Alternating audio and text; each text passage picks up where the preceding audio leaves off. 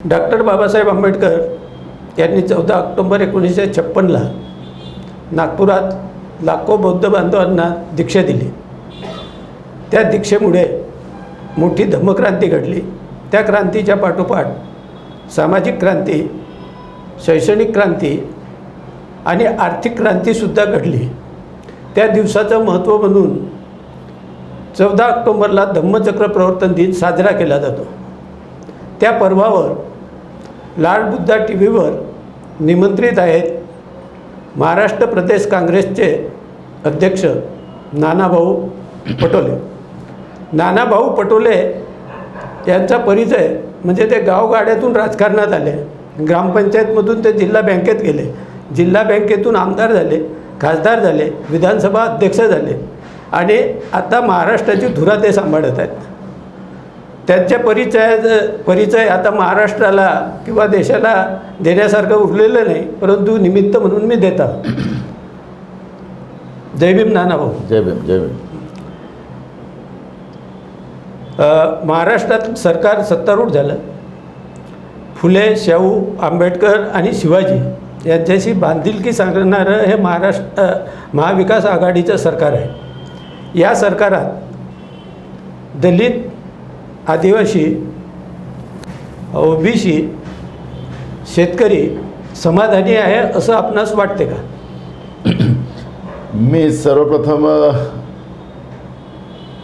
धम्म परिवर्तन दिनाच्या माझ्या सगळ्या बांधवांना आणि भगिनींना मनापासून मी शुभेच्छा देतो। सगळ्यांना माझा जय भीम। जो आदरणीय गणवीर साहेबांनी प्रश्न उपस्थित केला, खरं तर महाविकास आघाडी हे सरकार महाराष्ट्रामध्ये भाजपला थांबवण्यासाठी आमच्या नेत्या सोनियाजी गांधी यांनी मिनिमम कॉमन प्रोग्राम देऊन, ज्यामध्ये आमच्या शेड्यूल कास्ट, आदिवासी, ओबीसी आणि अल्पसंख्याक बहुजनावर अन्याय होणार नाही, शेतकऱ्यावर अन्याय होणार नाही, गरिबावर अन्याय होणार नाही, अशा पद्धतीचा एक प्रोग्राम महाविकास आघाडीच्या निमित्तानं सोनियाजी गांधींनी दिला।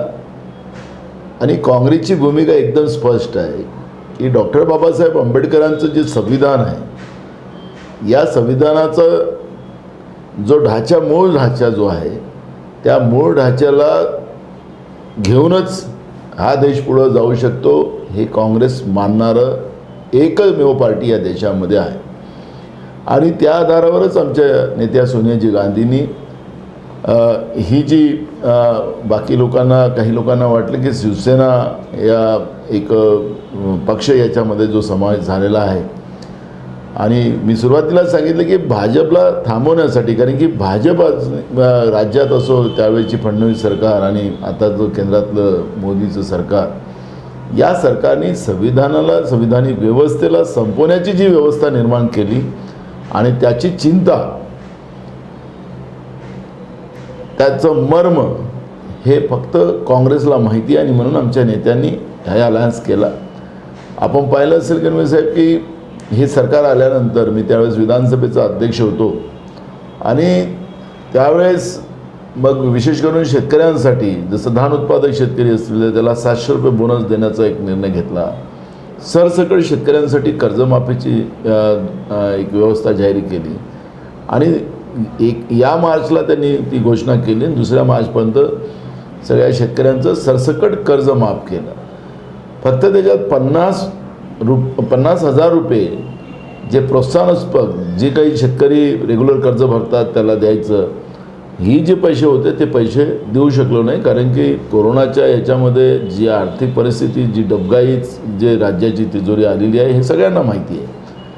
पण सातत्यानं आमच्या नेत्या सोनियाजी गांधी आणि राहुल गांधीजी याच्यावर लक्ष ठेवून आहेत की शेतकऱ्यांच्या बद्दलची जी भूमिका आपण घेतलेली होती त्याचं ते पूर्ण केलं पाहिजे, या पद्धतीची भूमिका आमचे काँग्रेस श्रेष्ठी त्याच्यामध्ये या सरकारला त्या पद्धतीच्या सूचना देतात आहेत। राहिलं शेड्यूल कास्ट, आदिवासी, अल्पसंख्याक आणि ओबीसीच्या समाजाच्या बाबतचे न्यायव्यवस्थेचा,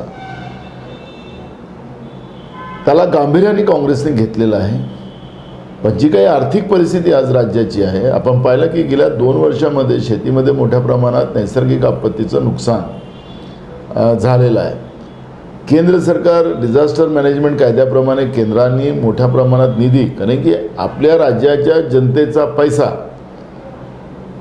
केंद्र सरकारच्या तिजोरीत जेव्हा कुठली आपत्ती नैसर्गिक आली तर ती पैसे त्या केंद्राच्या तिजोरीत जातात आणि आपत्ती आली तर ते केंद्राने ते पैसे त्या राज्याला दिले गेले पाहिजेत, अशा पद्धतीचा तो कायदा आहे. राज्याच्या जनतेकडून ते पैसे त्यांच्या तिजोरीत जमा झाले आणि पण जेव्हा राज्यावर आपत्ती आली तर केंद्र सरकार त्याला पैसे देत नाही, असं चित्र सातत्यानं आपण पाहतो आहे. म्हणजे आज महाराष्ट्रातली परिस्थिती अशी झाली की मनात असूनसुद्धा आपल्याला साधं मी तुम्हाला सांगतो की घरकुलाचे पैसेसुद्धा राज्याची आर्थिक ओढाताण आपण समजू शकतो, परंतु असे कोणते दोन महत्त्वाचे प्रश्न तुम्ही सांगू शकतात की जे निर्णय महाराष्ट्र सरकारनं घेतल्यामुळे या महाराष्ट्रातील जनता समाधानी झाली? बघा कसं आहे, कोविडमध्ये पहिले लोकांचा जीव वाचवणं हा राज्याला प्रायोरिटी होती, कारण की लोक वाचतील तरच पुढं जाता येईल. आणि म्हणून आपण पाहिलं असेल की उत्तर प्रदेश असेल, बिहार असेल, अनेक राज्य जे होते त्या राज्यामध्ये मोठ्या प्रमाणात जीवहानी झाली कोरोनामध्ये. राज्य सरकारने त्याला प्रायोरिटी दिली आणि प्रायोरिटी देऊन लोकांचा जीव वाचवण्याचा एक प्रयत्न केला.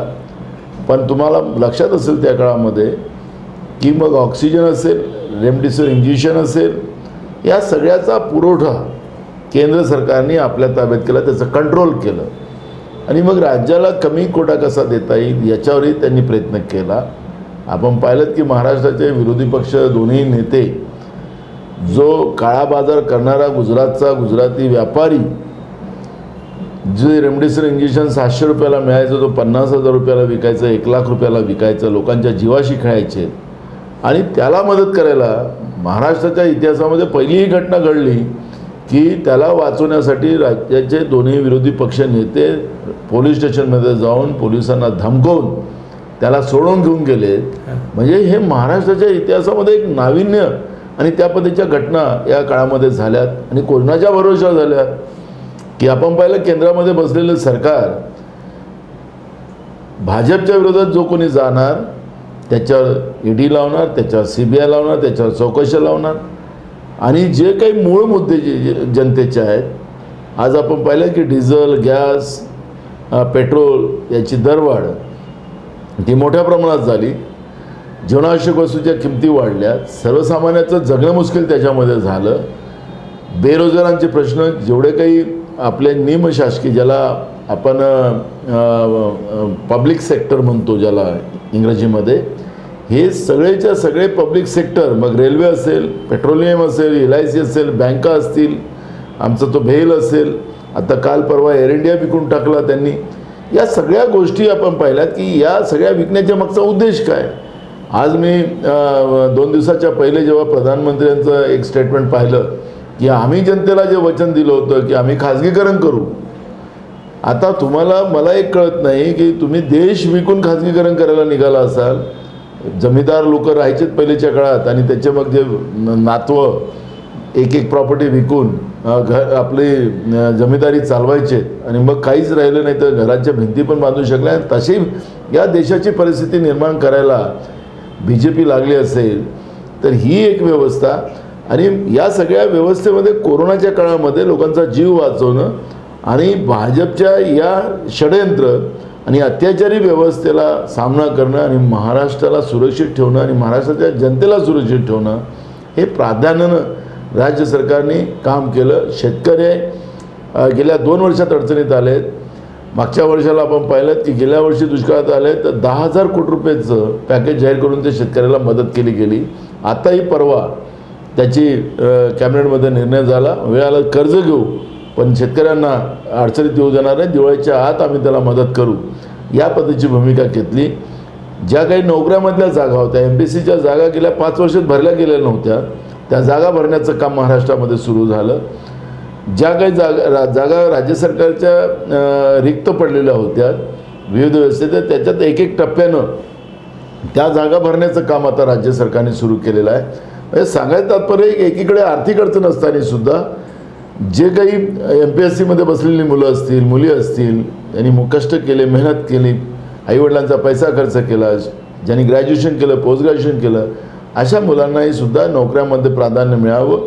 कारण की आपण पाहिलं असेल UPSC आपल्या देशामधलं एक सिव्हिल सर्व्हिसमधलं मोठं कॅडर असतं, पण भाजपने तर UPSC संपवून टाकली. त्यांनी सरळ त्यांचे जे संघामध्ये काम करणारी लोकांनाच जॉईंट सेक्रेटरी पदावर डायरेक्ट घेऊन टाकलं. याचा अर्थ असा आहे की जी संविधानिक व्यवस्था आज जे संपायला निघालेत ती लढाई आमच्यासाठी महत्त्वाची आहे. अगर आमच्या देशातलं संविधानच संपलं तर आमच्यासमोर एक मोठा प्रश्न निर्माण होणार आहे. एकीकडे चीन आमच्यावर आक्रमण करायची घोषणा परवा त्यांनी सांगितलं की आम्ही भारताला आता केव्हाही हरवू शकतो. म्हणजे आम्हाला एक ती भीती निर्माण झाली की देश सुरक्षित आहे की नाही आहे. आज देशाचे गृहमंत्री, देशाचे गृहराज्यमंत्री त्यांच्यावर मर्डर आणि सेक्शुअल हॅरेसमेंटचे जे केसेस आहेत, स्मगलिंगचे केसेस आहेत, असे लोक देशाचे गृहमंत्री आणि गृहराज्यमंत्री झालेले असतील तर देश सुरक्षित आहे की नाही हा प्रश्न आपल्या सगळ्यांच्या सामान्य निर्माण झाला. देशाची स्थिती प्रतिकूल होत चाललेली आहे, कठीण होत चालली, सामान्य लोकांचं जीवन कठीण होत चाललं, हे सर्व मान्य आहे. परंतु आपण महाराष्ट्रात जर लक्ष घातलं तर असं चित्र दिसते की भाजप सरकारच्या नकारार्थी प्रचारात खूप आघाडीवर आहे आणि सत्ताधारी म्हणजे सरकार मात्र स्वतःचा प्रचार सकारात्मक दाखवण्यात पिछाडीवर दिसतो. कालचं त्याला फक्त अपवाद, कालचं बद्द वगळता आत्तापर्यंतची 2 वर्षातली ही स्थिती आहे. याच्यात कसा बदल केला पाहिजे? बघा, आपले 4 स्तंभ आहेत. ते आमच्या सगळ्या दर्शकांना मी 4 स्तंभाचा उल्लेख करणं म्हणजे सगळेच आमच्या लोकांना माहिती आहे 4 स्तंभ. त्याच्यातलं आमचं मीडिया हा जो आमचा एक 4था स्तंभ आहे त्याची आज दुर्दशा काय झालेली आहे हे आपण सगळेजण समजता. आज लोकांचे प्रश्न मांडण्यापेक्षा एखादा इश्यू करायचा, एखाद्यावर ED लावलेली आहे, एकावर CBI लावलं आहे, दिवसभर तेच दाखवायचं, पेपरला पण त्याच बातम्या द्यायच्या. आज मीडियाच्या मालकांवर आणि आमचे जे वार्ताहर आहेत त्यांच्यावर जी दहशत केंद्रातल्या भाजप सरकारने बनवून ठेवलेली आहे.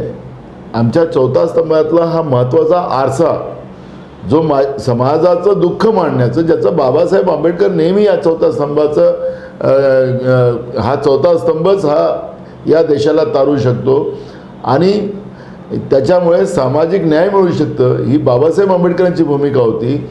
आज आपण पाहिलं असेल की भाजपनी केंद्रामध्ये बसून पहिले आमच्या 4था स्तंभालाच संपवून टाकलं आणि त्याच्यामुळे आज जो आम्ही विरोध करतो आहे त्या विरोधाला ज्या पद्धतीनं प्रकाशित करायला पाहिजे ते होत नाही असं चित्र आहे. पण लाड बुड्डासारखे काही चॅनल जे आहेत, जी वास्तविकता आपल्या जीवावर बेतलं तरी चालेल पण समाजाचा आरसा म्हणूनच आम्ही काम करू, जे डॉक्टर बाबासाहेब आंबेडकरांनी भूमिका मांडली होती त्या भूमिकेच्या माध्यमातून लाड बुड्डा आज लोकांमध्ये, पूर्ण देशभरामध्ये जे काही वास्तव्य असेल ते समाजाच्या समोर मांडण्याचं काम करते आहे. म्हणून मी लाड बुड्डा चॅनलसारख्या या अशी जी चॅनल असतील त्याला मी धन्यवादच देईन आणि तुमच्या या हिमतीला पण दाद देईन. आणि म्हणून आज जी काही वास्तविकता असेल ती वास्तविकता मांडणं हीच काळाची गरज आहे आणि हे मांडायला अनेक माध्यम मागं पडतात आहे दबावामुळे, ब्लॅकमेलिंगमुळे. यालाही नाकारता येत नाही. माध्यमांची व्यवस्था बिघडली हे मान्य करता येईल, परंतु आता महाराष्ट्राचं जर लक्ष घेतलं किंवा आपण त्या समाजातून आलो त्या OBC समाजातलं जर लक्ष घेतलं तर आपल्याला असं वाटते का की OBC समाजातील नोकऱ्यांच्या आणि शिक्षणातल्या ज्या आरक्षणावर गंडांतर येण्याचा धोका निर्माण झालेला आहे ते गंडांतर हे सरकार टाळेल काय? 2 गोष्टी आहेत की मी स्वतः ती लढाई उभी केलेली होती. आमचे नितीन राऊत असतील, वर्षा गायकवाड असतील, आमचे KC पाडवी असतील, मी स्वतःच त्याची लिडरशिप घेतलेली होती की ज्यावेळेस रिझर्वेशनमधून प्रमोशन आणि प्रमोशन एक स्टेप प्रमोशन हे तर मिळतं सेवा नियमाप्रमाणे, पण रिझर्वेशनमधून प्रमोशन हाही आमचा संविधानिक अधिकार आहे. याची लढाई आम्ही उभी केली. मी एक चांगला प्रश्न आपण उपस्थित केला की आखरी काँग्रेसची भूमिका त्याच्यातली स्पष्ट आहे. आज महाराष्ट्रामध्ये 3 पक्षाचं सरकार आहे. आता त्या 3 पक्षातले 3 विचार राहू शकतात. आपण घरातच 4 लोक राहिलो तर त्या 4 लोकांचे विचार मागंपुढं होऊ शकतात, पण एका परिवाराचे असेल तर त्याच्यामध्ये एकमत होतं. आज 3 परिवारातले लोक एकत्रित आलेलो आहोत. त्याच्यामध्ये हे सगळे प्रॉब्लेम. पण काँग्रेसने त्याच्यामध्ये प्रामाणिक भूमिका मांडली. मुख्यमंत्र्याच्या समोर आम्ही सांगितलं की रिझर्वेशनमधून प्रमोशन हा आमचा संविधानिक अधिकार आहे. जो मग आमचा शेड्यूल कास्ट असेल, आदिवासी असेल, ओबीसी असेल, त्याला तो मिळाला पाहिजे. पण काही लोक कोर्टाचे काही पुरावे, काही कागद आणून त्याला मिसगाईड करून आम्हाला संविधानिक अधिकाऱ्यापासून अडचणीत आणतात. हे चित्र आम्ही पाहतो आहे. ती लढाई काँग्रेसच्या वतीनं आम्ही करतो आहे. मला असं वाटतं की मी आज समाजाच्या जखमेवर मला मरहमपट्टी करायची आहे. माझ्या मागास समाजाला मला मुख्य प्रभात आणायचे. डॉक्टर बाबासाहेब आंबेडकरांचं स्वप्न होतं, तेच आमचं स्वप्न आहे, तेच काँग्रेसचं स्वप्न आहे. आणि त्या माध्यमातून आमचं रिझर्वेशनही वाचलं पाहिजे, आमचे अधिकारही वाचले पाहिजेत, आम्हाला आमच्या न्यायव्यवस्थेतून आम्हाला आमच्या मुख्य प्रवाहात आलं पाहिजे. ही जी भूमिका बाबासाहेब आंबेडकरांची होती, त्या भूमिकेचं आम्ही निश्चितपणे आमच्या कृतीमधून करून दाखवण्याचा एक प्रयत्न आम्ही करतो आहे. माझं सातत्यानं रिझर्वेशनमधून प्रमोशन हा जो विषय आहे, आपण पाहिलं असेल की अनेक वर्ष प्रमोशनच थांबवून टाकले होते महाराष्ट्रामध्ये. मी विधानसभेचा अध्यक्ष झाल्यानंतर सगळ्या सेक्रेटरीला बोलावून, चीफ सेक्रेटरीपासून सगळ्यांना मंत्र्यांना बोलावून ते जे थांबलेला गाडा होता तो चालू केला. काही लोकांना रिझर्वेशन प्रमोशन मिळालेच नाही, काही लोकांना प्रमोशनच मिळाले नाही, तर काही लोक जागेवरच रिटायर झालीत. अशी परिस्थिती राज्यामध्ये झालेली होती. पण ज्यावेळेस बहुजनाच्या माणसाच्या हातात सत्ता येतं, या प्रश्नाला जोडून थोडंसं म्हणजे उपप्रश्नच समजा हां, की फडणवीस सरकार असताना ह्या पदोन्नतीच्या जवळजवळ 70,000 जागा शिल्लक राहिल्या होत्या. तुमचं सरकार आलं त्या भरल्या जातील अशी अपेक्षा होती. परंतु दरम्यान राष्ट्रवादीचे नेते आहेत, तुमचे अर्थमंत्री आहेत, अजित पवार यांनी एक परिपत्रक काढलं आणि पदोन्नतीच्या जागा अन्य वर्गातून भरण्याचा जो हे सुरू केला, त्या संदर्भात काँग्रेसची भूमिका काय आहे? आम्ही त्याचा कडाडून विरोध केला आणि आमचा तो विरोध राहणारच आहे. मी तुम्हाला एक गोष्ट मुद्दामून सांगतो की सत्ता जेव्हा बहुजनाच्या हातात येतं, मी जेव्हा विधानसभेचा अध्यक्ष होतो, आपण पाहिलं असेल की देशाच्या इतिहासामध्ये जी मुख्य जी व्यवस्था आमची जी आहे की आमच्या मागास समाजामध्ये, मग ओबीसीचा असो की शेड्यूल कास्ट असो की आदिवासी असो की आमचा अल्पसंख्यक असो, जी काही अडचणी त्या समाजाच्या असतील, त्या समाजाचा मागासपणा असेल, तर त्याला जातीनिहाय जनगणना झालीच पाहिजे. आपल्या देशामध्ये अनेक वर्ष या सगळ्या गोष्टीसाठी आस लावून लोक बसलीत. महाराष्ट्राच्या इतिहासाने तर देशाच्या इतिहासामध्ये मी दर्शकांना सांगू इच्छितो की विधानसभेच्या अध्यक्षासमोर सत्ता पक्षाकडून प्रस्ताव येतात किंवा विरोधी पक्षाकडून प्रस्ताव येतात. अध्यक्षाची जबाबदारी एवढीच असतं की त्या प्रस्तावाला वाचायचं आणि त्याला चर्चेला आणायचं आणि त्याला ठराव संमत करायचे, नाकारायचे, एवढंच त्या अध्यक्षाचं काम असतं, असं समजूत केलं होतं. आपण महाराष्ट्रामध्येच नव्हे तर देशामध्ये एक नवीन परंपरा टाकली की जनतेचे प्रश्न असतील, सरकार त्याला दाद देत नसेल, विरोधी पक्ष त्याला आवाज उचलत नसेल, तर अध्यक्ष स्वतः तो ठराव आणून त्याला मतदानात टाकून त्या ठरावाला मंजूर करून घेण्याची भूमिका महाराष्ट्राच्या इतिहासात पहिल्यांदा घडली, नव्हे तर देशाच्या इतिहासात पहिले घडली.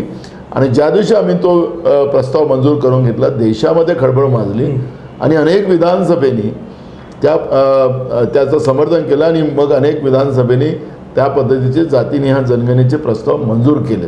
पण कोरोनाच्या काळामध्ये जातीनिहाय जनगणना होऊ शकली नाही. पण त्या माध्यमातून माझा एकच प्रयत्न होता गणवीर साहेब की देशातल्या या मागास समाजाला, कारण की डॉक्टर बाबासाहेब आंबेडकरांनी आर्टिकल 340, आर्टिकल 341 आणि 342 या बहुजनांना एकत्रित ठेवण्यासाठी केलेले होते. पण वेळेरूपानं या सगळ्या विषयाकडे दुर्लक्ष झालं आणि म्हणून आज बहुजनामध्ये आपसामध्ये भांडण आणि मूडभर लोक सत्तेचा फायदा घेतात.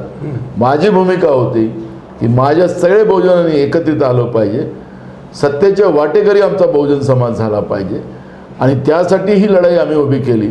तुम्ही म्हणाला सुरुवातीला की मी लहानशा गावात राहतो, 700 लोकसंख्येचं गाव माझं आहे, शेतकरी परिवारात जन्माला आलो.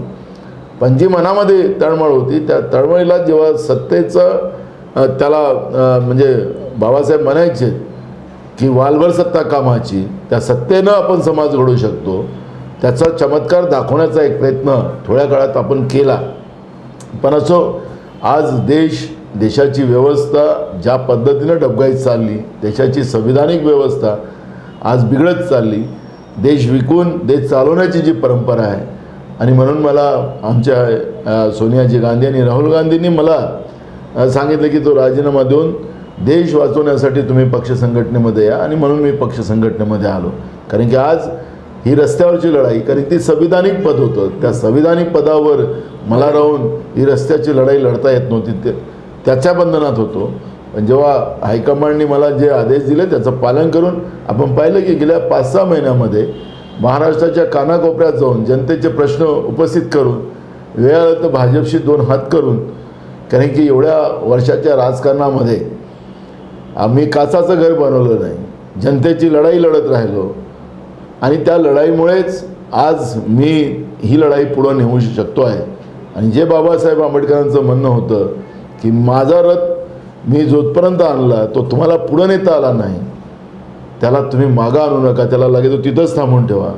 मी एक छोटासा बाबासाहेबांचा अनुयायी म्हणून माझी एक भूमिका सातत्यानं राहील की बाबासाहेबांचा रथ आता पुढं नेण्याची गरज आहे.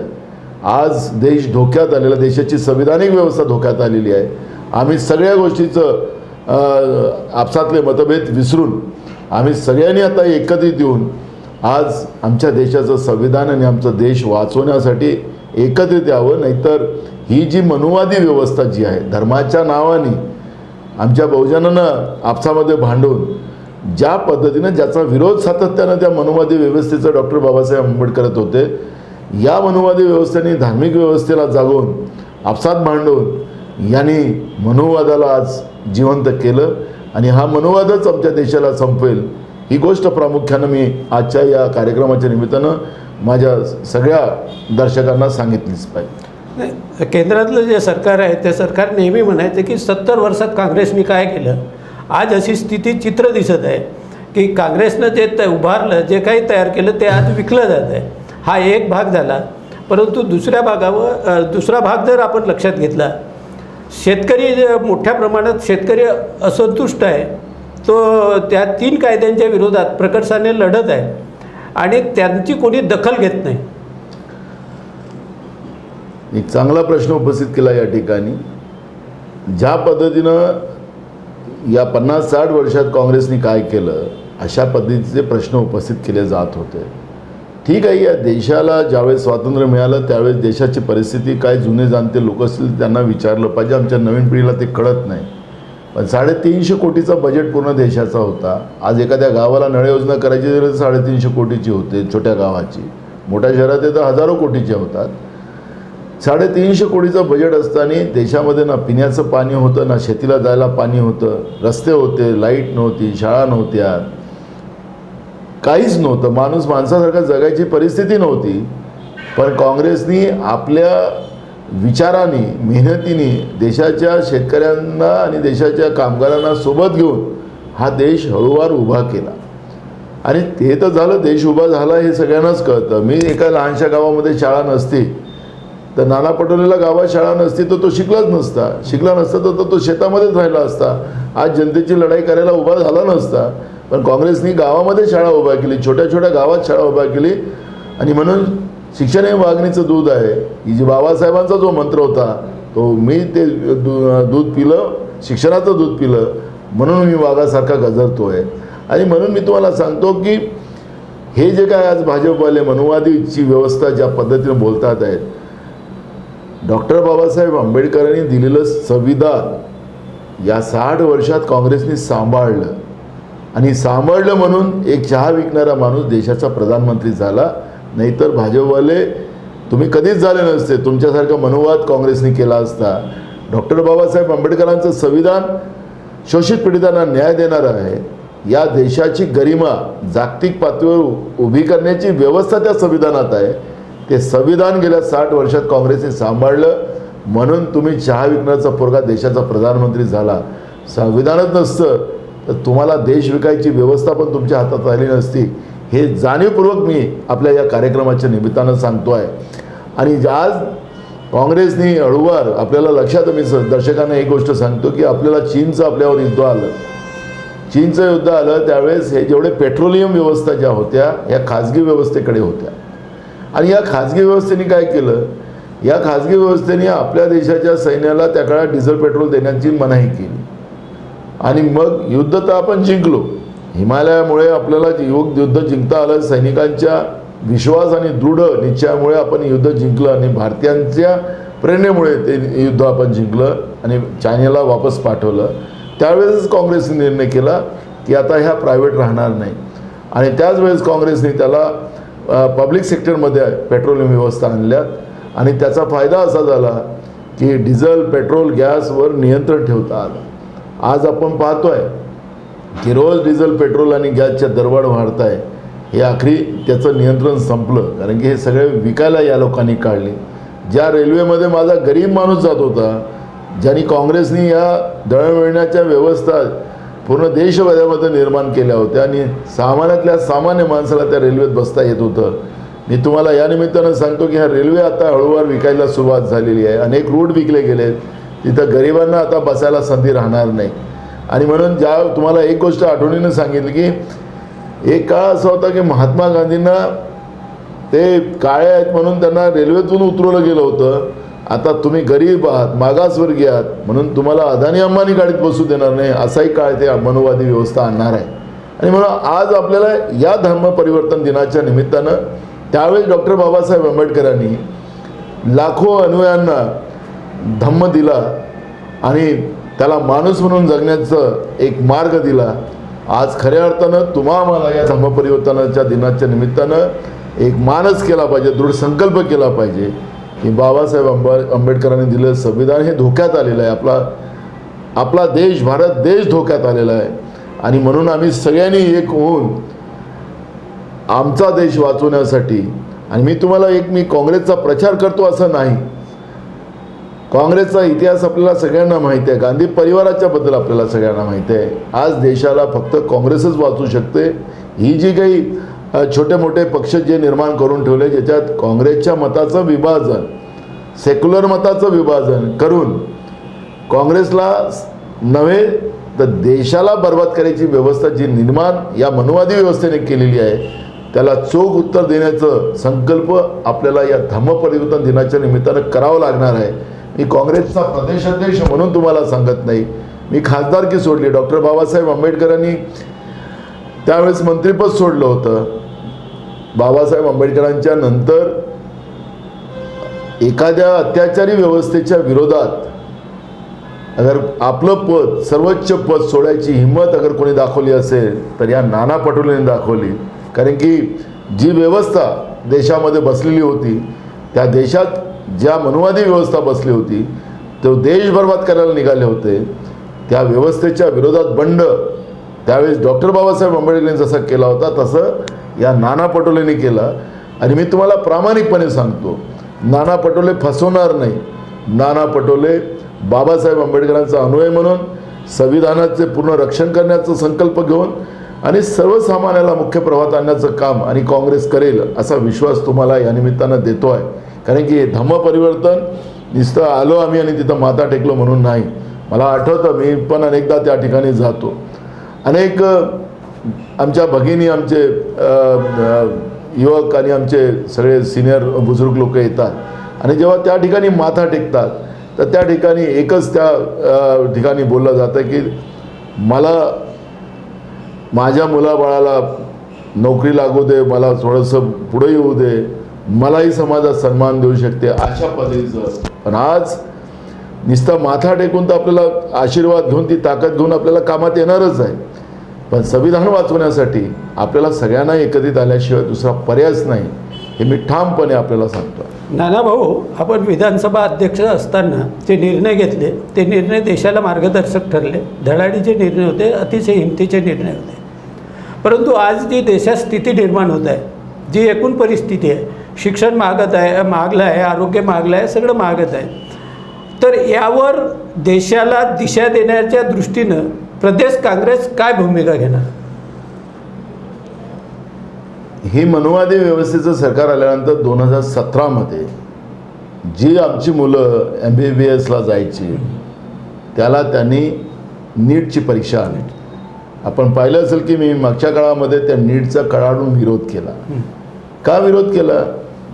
की आम्ही आमच्या गावातली मुलं, गरिबाची मुलं, सामान्याची मुलं, जे राज्य सरकारचा 12वीचा बोर्ड असतो त्याच्यातून पास होऊन यायचे, जे मेरिट यायचे त्या मेरिटप्रमाणे त्यांना ॲडमिशन मिळायचे. या लोकांनी आमच्या सामान्य गरिबांच्या मुलामुलींना ॲडमिशन मिळूच नये याचा एक पद्धतशीर व्यवस्था केली. आता सगळ्यांना वाटतं की आता नीटची परीक्षा आली आणि स्टेट बोर्ड त्याला अपुरं पडतो आहे आणि म्हणून अनेक लोक आपल्या पोटाला आवडून आपल्या मेहनतीचा पैसा CBSE शाळेला देतात आणि CBSE शाळेच्या फीस किती आहेत आपल्याला सगळ्यांना माहिती आहे. आणि मग CBSEतली आमची मुलं मुली शिकलीत की ते नीटमध्ये पास होतात आणि नीटमध्ये व्यापक घोटाळ्यासारखा कसा भ्रष्टाचार होतो तोही आपल्या देशासमोर आलेला आहे. अनेक लोक सुप्रीम कोर्टात गेले. सुप्रीम कोर्ट आता मी कोर्टाच्याबद्दलची भूमिका आपल्या सगळ्यांना कळतं की नेमकं कोर्ट कोणाच्या व्यवस्थेनं चालतं आहे, पण तिथेही आम्हाला लोकांना, सामान्य लोकांना न्याय मिळाला नाही. पण मी तुम्हाला या निमित्तानं सांगतो की नीटचा विरोध मी जेव्हा केला आणि स्टेट बोर्डाच्या माध्यमातून ह्या परीक्षा व्हाव्यात आणि त्या मेरिटच्या तामिळनाडू सरकारने जसं विरोध केला आणि तसं त्यांनी ठराव संमत केला तसं या सरकारला, महाराष्ट्रातल्या सरकारला असा ठराव आम्ही राज्य सरकारला, मुख्यमंत्र्याला त्या पद्धतीचं पत्र दिलं. मी भेटून त्यांना सांगितलं की आपण याला थांबवून, कारण की 100% जागा ज्या असतात त्याच्यातल्या 85% जागा ह्या राज्य सरकारच्या कोट्यात असतात आणि 15% जागा ह्या सेंट्रल याच्यामध्ये असतात.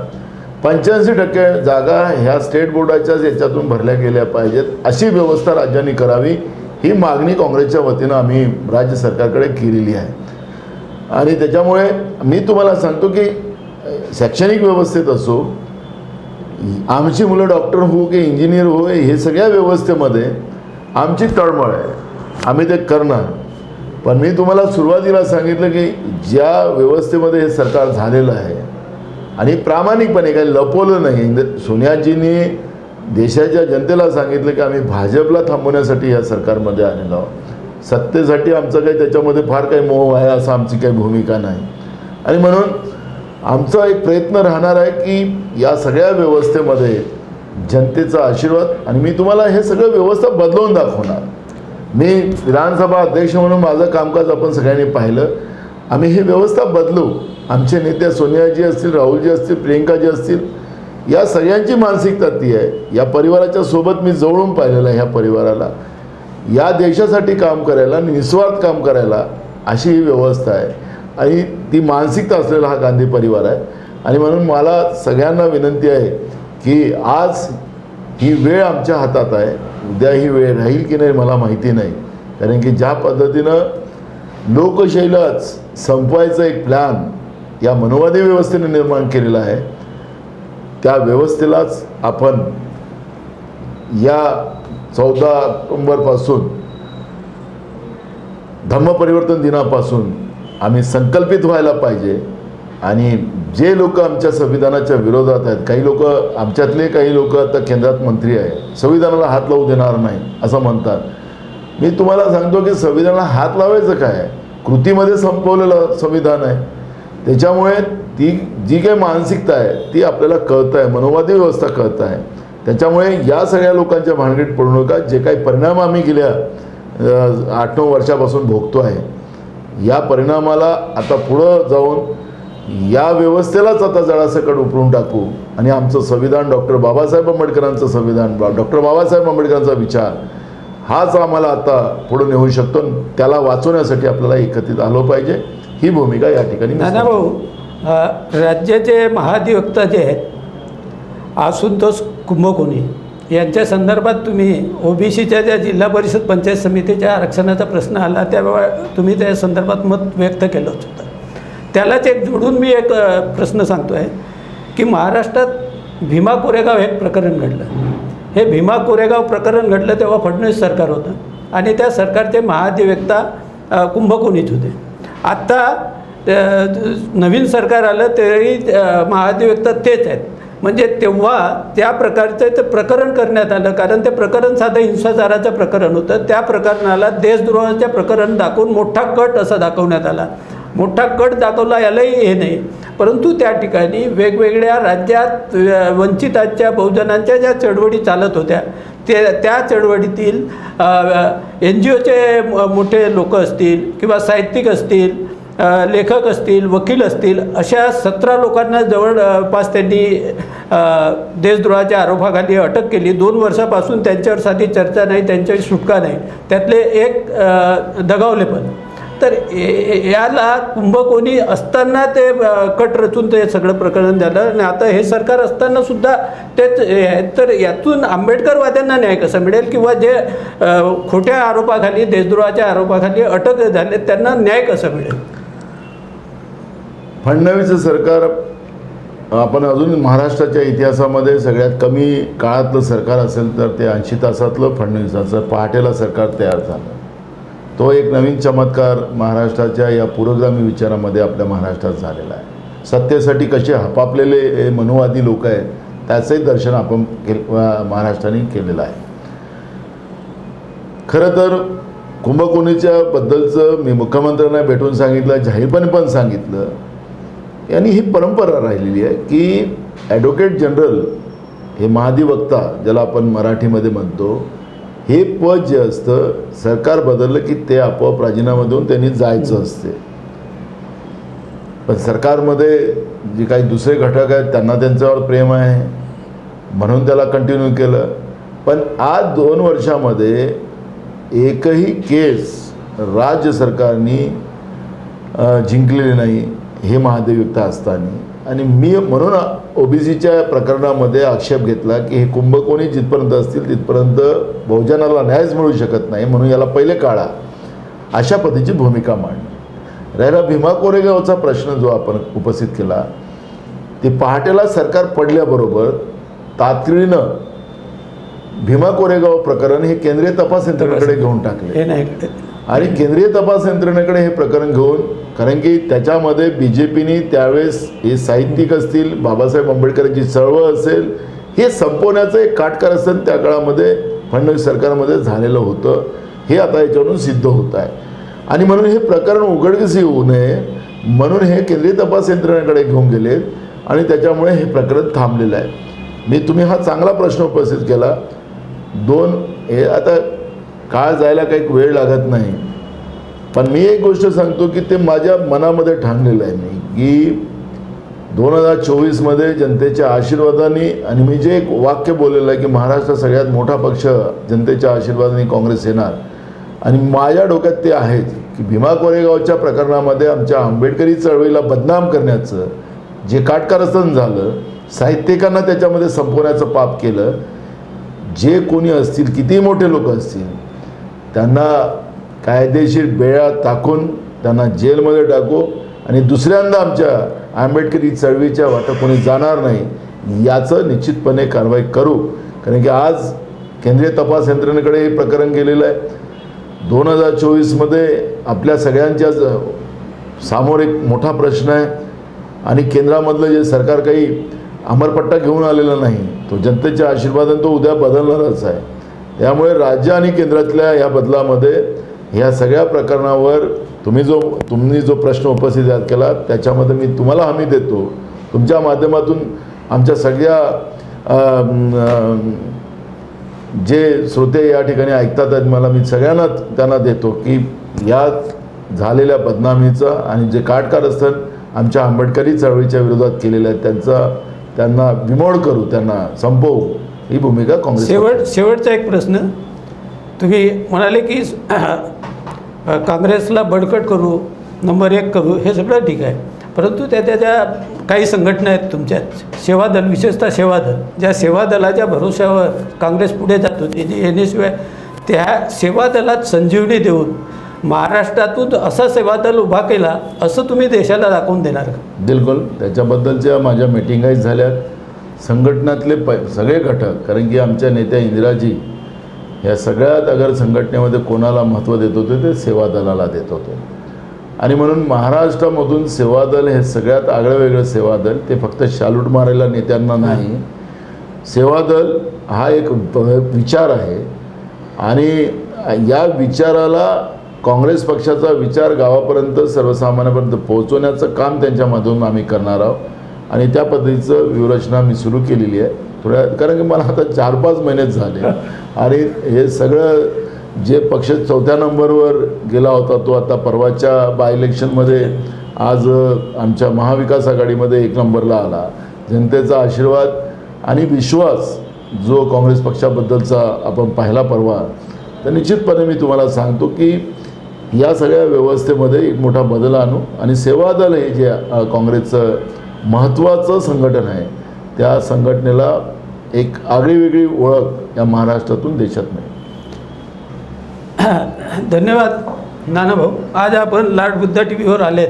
या ठिकाणी आपण संविधान वाचवणं, सामान्य माणसाला न्याय देणं, दलित, ओबीसी, आदिवासीला न्याय देणं आणि सरकारला मजबूत करणं या संदर्भात विचार व्यक्त केलेत. त्याबद्दल लाड बुद्धा टी व्हीतर्फे मी आपला आभारी आहे. या ठिकाणी आपण थांबू. धन्यवाद. जय भीम. जय भीम. आप देख रहे हैं लॉर्ड बुद्धा टीवी.